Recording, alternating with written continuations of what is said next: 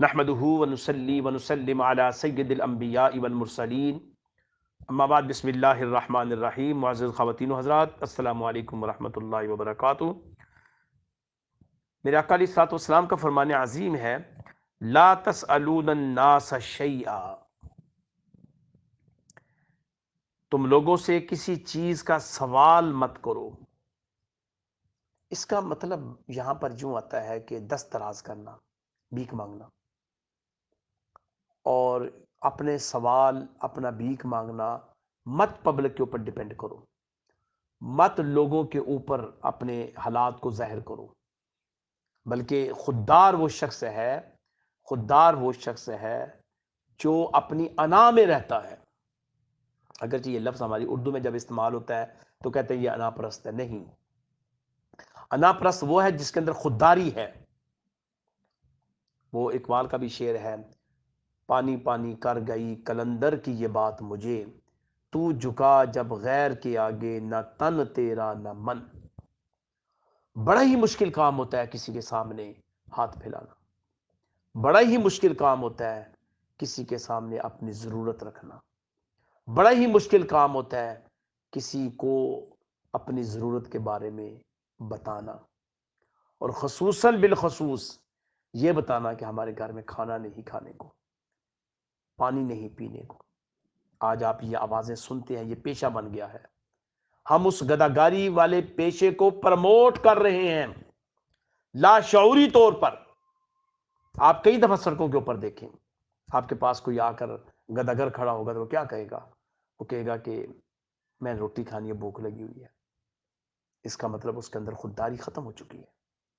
وہ بھیک مانگ مانگ مانگ کر وہ یہ سمجھتا ہے کہ یہ جو کلمات ہیں میرے کہنے والے، یہ لوگوں کو متاثر کریں گے، اور ان کلمات کے ذریعے وہ دوسروں سے پیسے لیتا ہے۔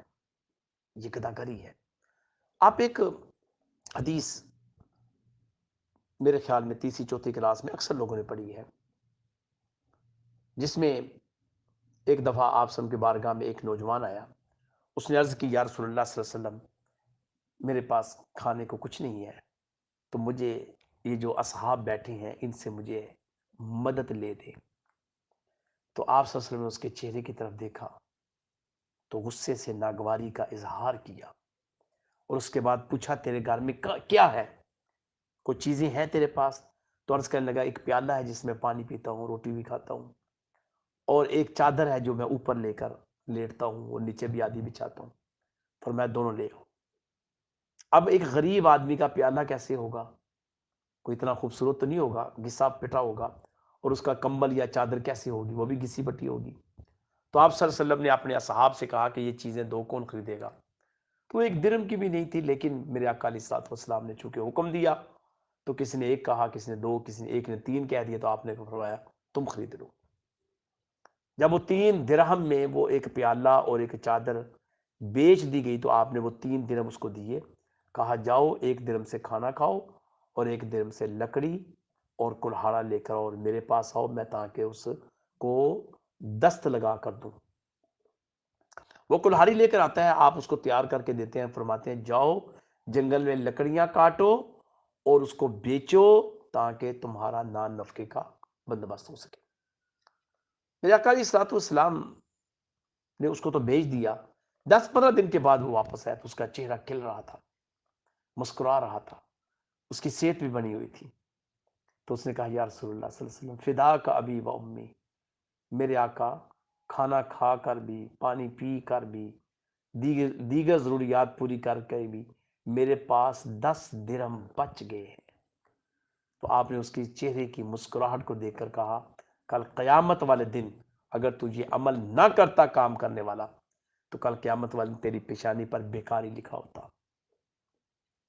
ہم کئی دفعہ بیکاریوں کو خود پروموٹ کرتے ہیں، ہم کئی دفعہ گداگروں کو خود پروموٹ کرتے ہیں، ہم ان کو دیتے ہیں، ہم سمجھتے جان چھڑائے، یا کئی دفعہ ہمیں ہمدردی آ جاتی ہے، کئی دفعہ ہم سمجھتے ہیں یہ صدقہ نکل رہا ہے، کئی دفعہ ہم سمجھتے ہیں کہ چلو یار کسی کی ضرورت پوری کر دی۔ نہیں، اگر آپ کچھ کرنا چاہتے ہیں، کوئی بچہ آپ کو اچھا لگا مانگتا ہوا، کوئی بڑا اچھا لگا مانگتے ہوا، آپ اس کی معیشت کا مستقل اہتمام کرتے، اس کو روزگار سکھائیں، اس کو کتاب دیں، اس کو قلم دیں، اس کو ایجوکیٹ کریں، اس کو پڑھائیں، اس کو ملازمت دینے یا دلوانے کی کوشش کریں۔ اگر آپ یہ کام کر سکتے ہیں تو کریں، اگر نہیں کر سکتے تو سر جھکا کر چپ کر کے وہاں سے گزر جائیں۔ کم سے کم آپ اس کی گداگاری کو پروموٹ تو نہیں کر رہے نا، اس کو ایک نیا ایج تو نہیں دے رہے کہ ٹھیک ہے یہ کام کرو، اس کو اپریشیٹ تو نہیں کر رہے نا، آپ اس کو کرش کرنے کی کوشش کرتے ہیں۔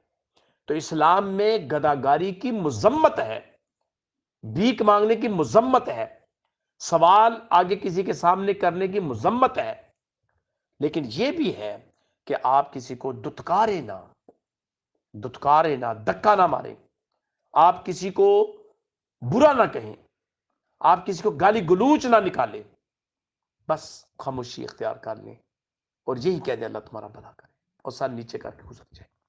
اللہ تعالیٰ سے یہ دعا ہے کہ اللہ پاک سمجھنے کی توفیق عطا فرمائے۔ آمین وآخر دعوانا ان الحمدللہ رب العالمین، صلی اللہ علی حبیبہ محمد وآلہ وسلم۔